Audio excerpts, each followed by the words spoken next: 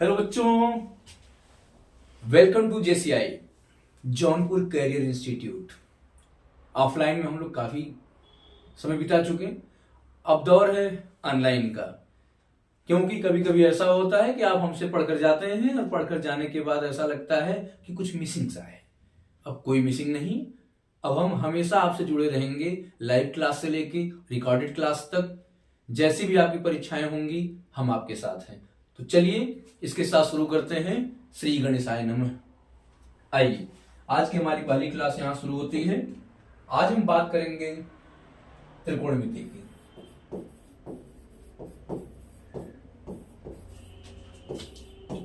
तो जब बात त्रिकोणमिति की होती है, जिसको आप ट्रिग्नोमेट्री के नाम से जानते हैं, तो बहुत सारे बच्चे ऐसे होते हैं जिनको इस बात का बड़ा डर सा लगता है, गुरुजी ट्रिग्नोमेट्री बहुत परेशान करती है।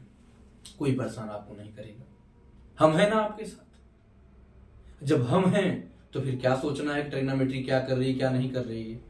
तो चलिए ट्रिग्नोमेट्री की तरफ हम लोग आगे बढ़ते हैं। तो आइए शुरुआत करते हैं कि ट्रिग्नोमेट्री क्या कहती है। तो आपने बहुत आराम से पढ़ा है कि ट्रिग्नोमेट्री का मतलब होता है कि भैया हमारे पास क्या होना चाहिए, कोई एक त्रिभुज होना चाहिए जिसके बारे में हम क्या करेंगे, अध्ययन करेंगे। तो मेरे प्यारे बच्चों, में जो त्रिकोणमिति में हम जिस त्रिभुज का अध्ययन करते हैं तो उसमें हम किसी भी त्रिभुज का अध्ययन नहीं कर सकते। यहां पर एक कंडीशन हमको ध्यान देना पड़ेगा कि हम केवल उसी त्रिभुज का अध्ययन कर सकते हैं जिसमें कम से कम एक कोण हमारा 90 अंश का हो, अर्थात समकोण हो। क्योंकि जब तक ये समकोण नहीं होगा तब तक त्रिकोणमिति के अंतर्गत नहीं आएगा। तो याद रखिएगा। तो अब इसमें कुछ बातों को ध्यान देते हैं क्योंकि क्या क्या पार्ट होते हैं। तो इसको हम बहुत पहले से पढ़ते आ रहे हैं कि हमारे पास क्या होता है, कर्ण। अब अगर हम इसके कर्ण के बारे में बात करें कि कोई पूछे कर्ण किसे कहते हैं, तो हम सिंपल सा कहेंगे किसी समकोण त्रिभुज के सबसे बड़ी भुजा को कर्ण कहते हैं, जिसको अंग्रेजी में हाइपोटेन्यूस कहते हैं। अब बात करते हैं कि गुरुजी आधार और लंब कौन होता है। तो कुछ बच्चों को बड़ी कंफ्यूजन होती है कि किसको आधार कहें किसको लंब कहें। तो एक बात याद रखिएगा, हम यहां नहीं कह सकते। कैसे? अब देखिए, ए हो गया हमारा बी, ए हो गया ए हो गया सी। तो अब आधार और लंब को क्लियर करने के लिए हमको ये ध्यान देना पड़ेगा कि हम क्वेश्चन किसके सापेक्ष लेके चल रहे हैं। अगर हम कोण ए की बात करेंगे तो ध्यान समझिएगा, अगर हम कोण ए की बात करेंगे तो ए के सामने कौन सी भुजा है, बीसी। तो जिस कोण की हम बात करते हैं उस कोण के सम्मुख हमको जो भुजा दिखाई देती है वही हमारा लंब होता है, और जिस भुजा के संगत ये कोण बन रहा है ये हमारा आधार होता है। तो ऐसे केस में जब हम कोण ए की बात करेंगे तो हमारे पास लंब कौन है, बीसी। हमारे पास लंब कौन है, बीसी। लेकिन अगर हमारा क्वेश्चन आ जाए कोण सी से, तब क्या करेंगे? तो कोण सी के हिसाब से हमारे पास जो लंब होगा वो हो जाएगा ए बी। क्यों? क्योंकि इसके सामने कौन है, ए बी, इसलिए भी आएगा। अब अगर हम इस पे लेके चलें कि आधार कौन हुआ, तो भाई सीधी सी बात है, एक कर्ण था, हमने लंब को क्लियर कर लिया, तो बचा कौन, आधार। तो जब हमारे पास ए बी होगा लंब तो बीसी हो जाएगा आधार, और जब हमारे पास बीसी होगा लंब तो ए बी हो जाएगा आधार। कोई डाउट है? नहीं है ना, शाबाश। चलो बेटे, डाउट तो होना ही नहीं चाहिए। आइए इसके आगे बढ़ते हैं कि इसमें और क्या क्या चीजें हैं जो हमारे काम पे हो सकती हैं। इसमें बहुत सारी ऐसी चीजें हैं जो हमारे काम पे हो सकती हैं। तो देखिए वो चीजें क्या क्या हैं। तो ये चीजें हमारे पास कुछ इस तरह से आएंगी कि जब हम बात करेंगे कि कैसे चीजें हमारे लिए क्लियर होंगी, तो देखिए इस प्रकार। अब हमसे जो क्वेश्चन पूछता है, क्वेश्चन पे आइए कि क्या क्या चीजें आती हैं। क्वेश्चन से पहले एक बात का हमको और ध्यान देना पड़ेगा, और वो बात यह है कि हमको कुछ सूत्र के आधार पे चलना पड़ेगा। तो जब हम त्रिकोणमिति पे सूत्र की बात करते हैं तो सूत्र के लिए हमको सीधा सा सबसे पहले जो मिलता है लेवल, वो हमारा लेवल होता है पाइथागोरस प्रमेय। तो पाइथागोरस प्रमेय क्या था? पाइथागोरस प्रमेय भी इसी के आधार पर था कि अगर ये हमारे पास कोई बी है, ए है और सी है, तो यहां पर भी हम ये देखते थे कि अगर कोण ए के हिसाब से बात करेंगे तो हमारा जो बीसी है, जो ए बी है, जो AC है, तो इसने कहा था कि जो दोनों छोटी छोटी भुजाएं हैं ए बी और बी सी, इन दोनों के वर्ग का जो योगफल होता है, सबसे लंबी भुजा जो हमारी होती है समकोण त्रिभुज में कर्ण, उसके वर्ग के बराबर होता है। तो अगर हम इसको लिखना चाहें तो इस प्रकार लिख सकते हैं कि जो हमारा AC का वर्ग होगा वो क्या होगा, AB के वर्ग और BC के वर्ग के इसके इक्वल योगफल के बराबर। तो हम लिख सकते हैं कि AB स्क्वायर और प्लस BC स्क्वायर। तो ये हमारे पास आ गया। तो अब अगर AC square equal to AB square plus BC square है, तो हम बहुत ज्यादा कुछ इसमें याद करने की बात नहीं करेंगे। सिंपल सा तरीका सोच लो बेटा, अगर दो छोटे छोटे हैं तो जोड़ने पे बड़ा होगा, एक बड़ा दिया है एक छोटा दिया है, तो सिंपल सा मेथड है यार, बड़े में से छोटा वाला घटाएंगे दूसरा छोटा निकल जाएगा। बात समझ में आई कि नहीं आई? आ गई ना, शाबाश। देखो कर्ण दिया है, लंब दिया है, तो सीधी सी बात है कर्ण के स्क्वायर लंब के स्क्वायर माइनस कर दो, आधार के स्क्वायर बच गया, ठीक ना। अब अगर कर्ण दिया है आधार दिया है, तो इसके स्क्वायर में से माइनस करके लंब का स्क्वायर निकाल लो, कोई दिक्कत है नहीं ना। इसी तरह से तो हमने कहा कि फार्मूले से हट जाओ, फार्मूला नहीं रटना, हमको इसको नहीं रटने की जरूरत है। सीधा सा हमारे पास तरीका है कि दो छोटे वाले को हम क्या करेंगे, उन दो छोटे वाले को हमेशा जोड़ने का प्रयास करें ताकि बड़ा निकल जाए, और बड़े वाले को अगर छोटे वाले के साथ रखे हैं तो छोटा वाला घटा देंगे, दूसरा छोटा आ जाएगा। क्लियर ना? चलिए, तो इसी के आधार पर हम इसको लिख सकते हैं बहुत कुछ, लेकिन मैंने जब आपको तरीका बता दिया तो लिखने की कोई बात ही नहीं है। अब लिखने की बात क्यों नहीं है, फार्मूला लिख के क्या करेंगे, बहुत लिख चुके हैं, ठीक ना। 1 महीना एग्जाम बचा है, सीधा सीधा ध्यान दो इधर कि सीखेंगे कैसे, लिखना नहीं है। चलो एक क्वेश्चन ले लेते हैं। तो देखो क्वेश्चन बनते कैसे कैसे हैं। तो इन पर जो क्वेश्चन बनते हैं, इनसे पहले इनके कुछ कॉन्सेप्ट को और अच्छे से समझ लो। उसमें कॉन्सेप्ट में क्या क्या चीजें मिलेंगी, तो जो सबसे ज्यादा उपयोगी है वो कॉन्सेप्ट है हमारा त्रिकोणमिति के कुछ अनुपात। और इस अनुपात में सबसे पहले अगर हम बात करते हैं तो कुछ स्पेशल जो चलते हैं वो आते हैं साइन, कॉस, सेक, टेन, कॉसिक। अब जरा सोच के बताओ भाई, कुछ बचा क्या? बचा? हाँ यार, कॉट बचा। कॉट तो लिखे ही नहीं थे, इतना सोचोगे। अच्छा एरो कॉट हो गया।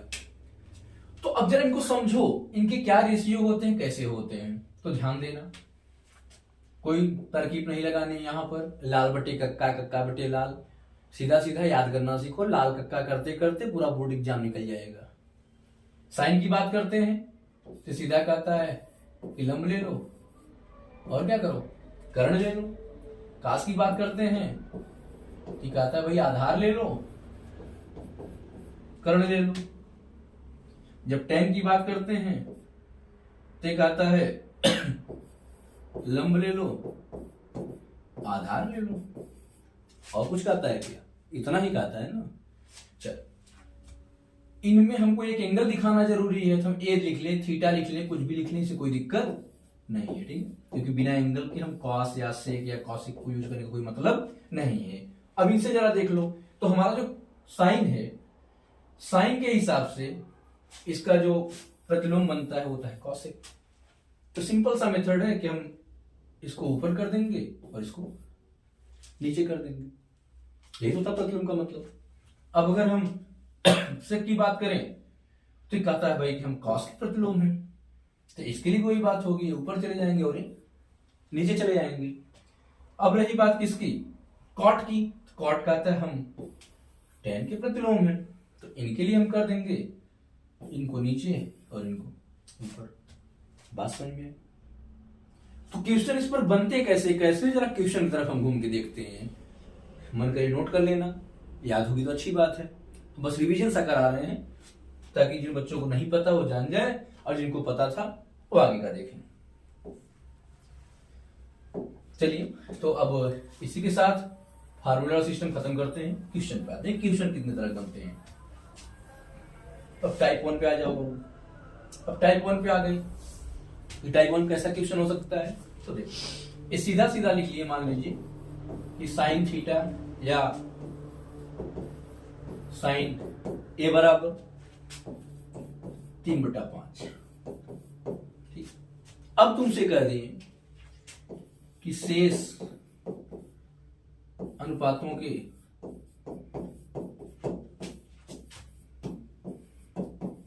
मान ज्ञात कीजिए।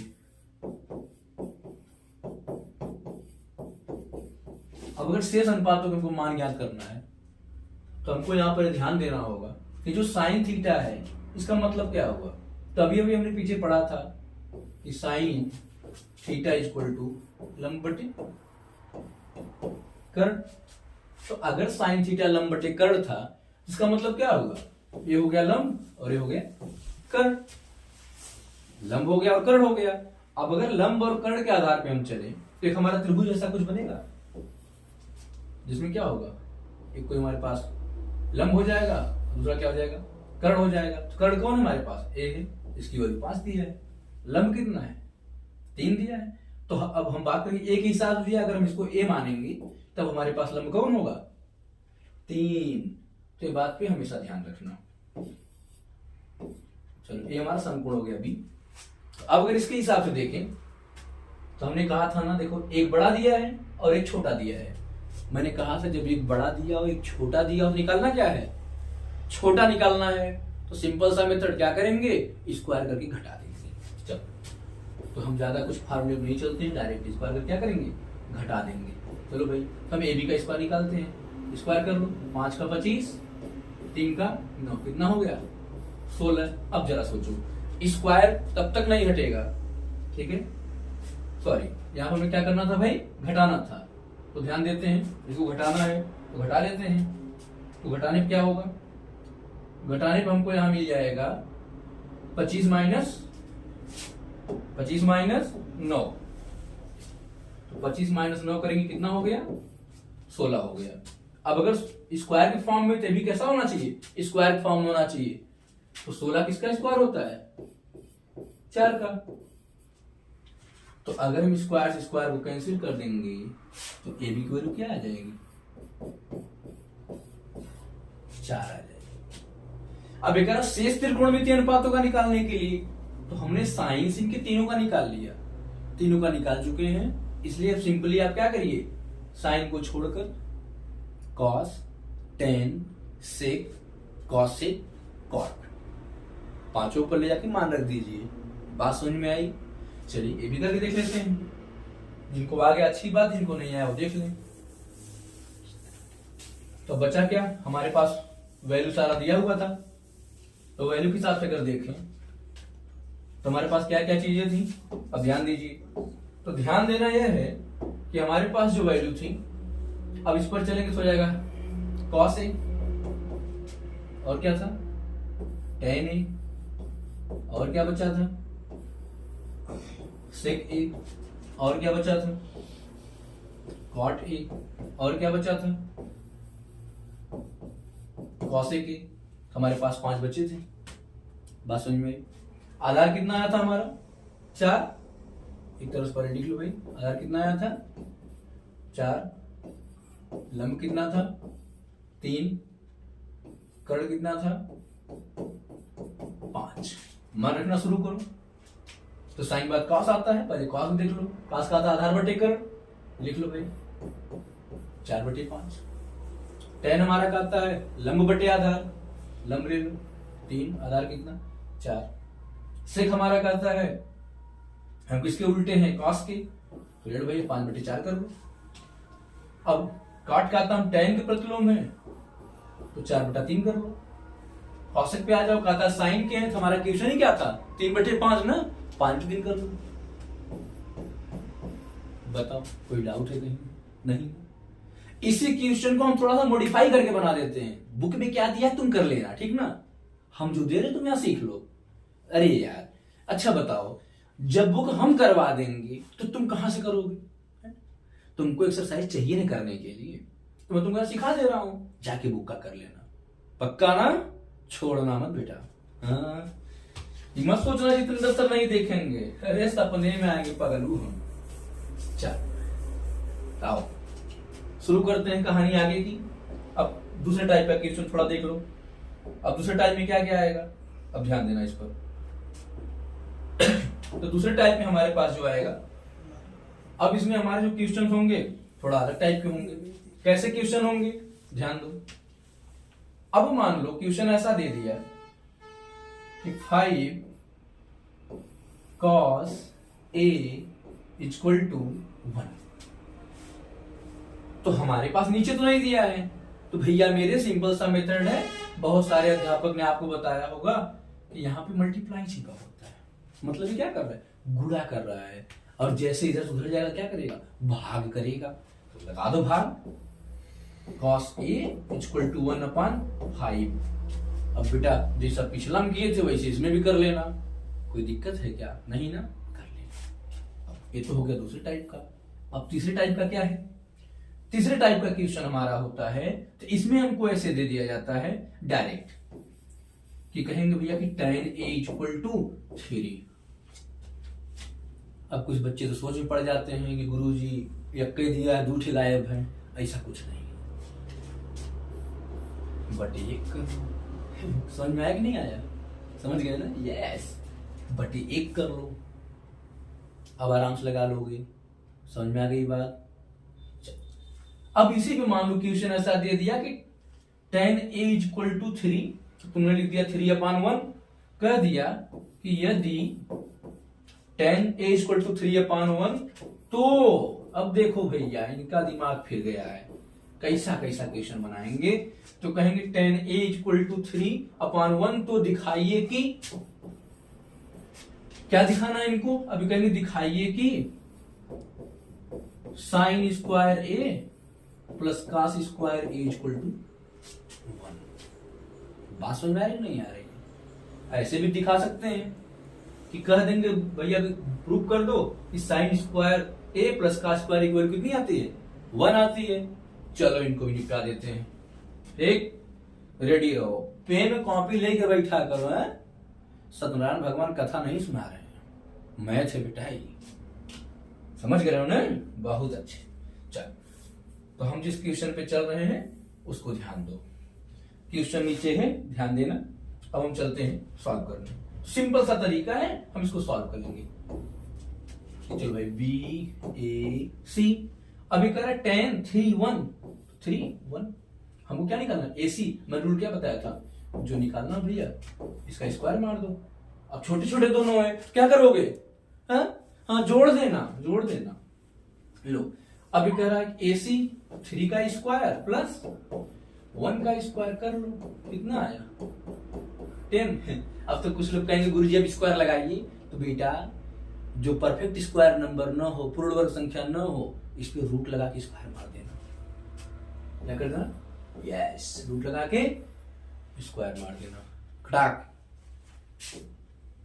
अब कितना आया, करड़ी में 10, करड़ी में 10। बस काम शुरू। देखो साइन और कास चाहिए, हम पहले लिख लेंगे कि साइन A इक्वल टू 3/√10 लंब बटे कर्ण, 3/√2। हाँ 3 है, इसको 2 में समझ लेना, 3 है, ठीक। अब बात किसकी है, कॉस की, क्योंकि इसमें कास की भी जरूरत पड़ेगी। कॉस क्या था, आधार बटे कर्ण, 1 बटा कितना हो गया, करड़ी में 10। बात समझ में आई नहीं आई। तो अब देखो जरा, हमने कहा था इसका 3 त्रिक का 9 हुआ था, 1 10 हुआ था, रूट में कितना आ गया। अब हमको इसको क्या करना है, सॉल्व करना है। कितना लाना है, 1 लाना है। तो जरा ध्यान से देखो कि साइन स्क्वायर और कॉस स्क्वायर करने के बाद कितना आ रहा है, मान रखना शुरू करें। चलो इधर मान रखवा देते हैं, इधर भी जगह है, अच्छा इधर ही आ जाओ। अब ले लो sine square A plus cos square A equal to 1 लाना है। तो बेटा साइन का मान रख दो, 3 बटा करड़ी में 10 का स्क्वायर। कॉस कितना लिखा है, कॉस कितना है, 1 बटे करड़ी में 10। चलो √10 लिख लो, इसका स्क्वायर सॉल्व कर दो। तो 3 त्रिका 9, स्क्वायर देखो, स्क्वायर लगाओगे रूट गायब, कितना हो गया बटे 10। 1 का स्क्वायर करो 1, इसका भी वही हाल 10। जोड़ लो 9 1 10, क्यों जोड़ लिए, क्योंकि दोनों के हर समान है, कक्षा 4-5 में पढ़ चुके हो कि समान हर होने पर लघुत्तम निकालने की जरूरत नहीं है। काट लो लल्ला, कितना आया 1। बताओ यही लाना था ना। बात समझ में आई ना। बुक का क्वेश्चन तुम करना, हम बुक का नहीं करेंगे। जब नहीं आएगा व्हाट्सएप पे जाके भेज देना, बता देंगे। लेकिन ऐसा हो ही नहीं सकता कि कॉन्सेप्ट देने के बाद नहीं आएगा। बात समझ गए ना। हाँ आओ कुछ और अलग टाइप के क्वेश्चन चलते हैं। ठीक है, अब हम इसको मिटा रहे हैं।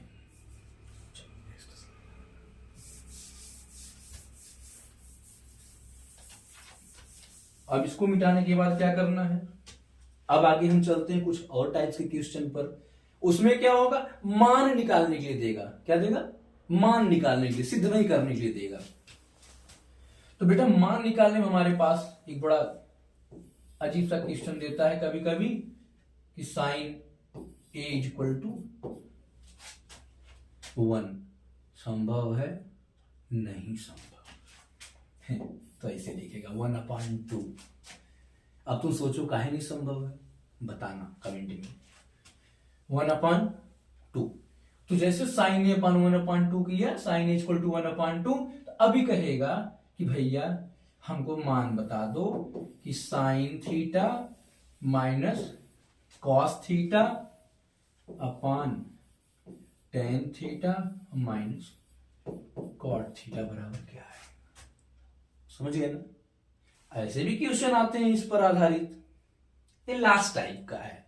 इसके बाद तुम लगाना शुरू करना, कुछ सिद्ध करने वाले होंगे, कुछ मान निकालने वाले होंगे, जो भी होंगे तुम कर लोगे। पक्का एक एक्सरसाइज तुम खत्म कर लोगे, जो थोड़ा बहुत बचेगा बताना। चाहो वैसे 1/2 है, लगा दो। ए बी सी 1/2 है तो 1 हुआ और 2 लंब बटे कर्ण। आधार निकाल लो। चलो डायरेक्ट करते हैं यार, कब तक लिखोगे। 2 दूनी 4, घटाने के लिए बोले थे। 4 में से 1 का स्क्वायर करो, 1 घट गया, कितना है 3। स्क्वायर कैसे बनेगा, 3 तो किसी का वर्ग नहीं है, √3 लगा लो। लो कि कब तक लिखोगे इसे, बुद्धिमान बनो बच्चे।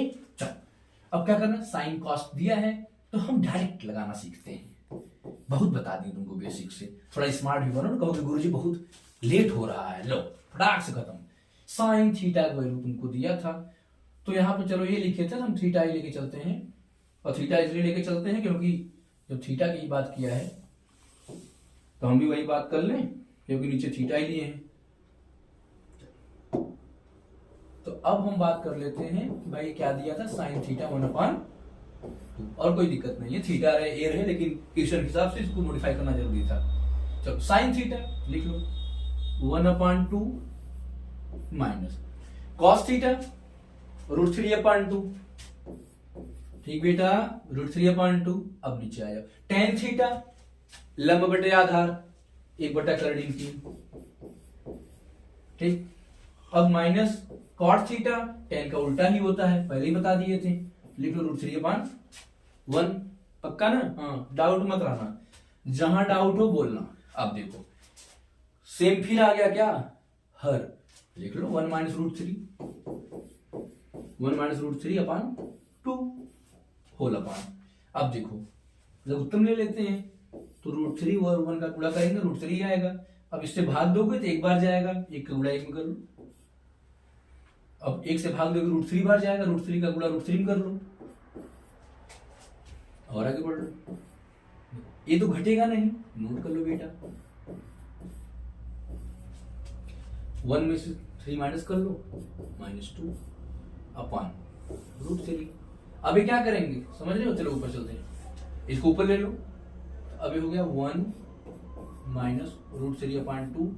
अब भाग करते गुणा करा दो, तो √3 चला गया ऊपर, -2 नीचे। अब देखो √3 गुणा कराओ, √3 बन जाए √3, -3 त्रिका 9, 9 का अंडर रूट लोगे क्या आ जाएगा 3 बटे में -2 × 2 माइनस में 4। बट बच्चा हर जो होता है कभी निगेटिव नहीं होना चाहिए, इसलिए वाला माइनस कहाँ जाएगा, ऊपर। ठीक ना। दूसरा तरीका, अगर कोई कभी पूछ दे कहाँ ऊपर चला गया, तो तो कुछ नहीं बता रहा, ऊपर नीचे हमने क्या कर दिया, -1 का गुणा करा दिया। लोग करा लेते हैं, गुणे -1 और गुणे -1। तो बेटा सेम संख्या से गुणा या भाग करने पर आंसर में कोई भी चेंजिंग नहीं आती है। तो अब देखो माइनस से गुणा कराओ तो हो जाएगा 3 प्लस में आगे ले लो, ये चला गया माइनस में, ठीक है। और ये क्या हो जाएगा 4। ये तुम्हारा आंसर। समझ में आ गई बात ना। एक एक्सरसाइज ने उड़ा देना ट्रिग्नोमेट्री का फर्स्ट वाला एक्सरसाइज इतने में हो जाएगा। देखो रात को जाग के हम लोग काम कर रहे हैं, क्योंकि जानते ही हो हम भी बहुत व्यस्त रहते हैं, तो तुमको पढ़ाने का हमारे पास एक ही तरीका है, तुम रात में जागे, ठीक। तो आज का ट्रिग्नोमेट्री का इंट्रोडक्शन का क्लास ओवर हुआ। Okay, good night.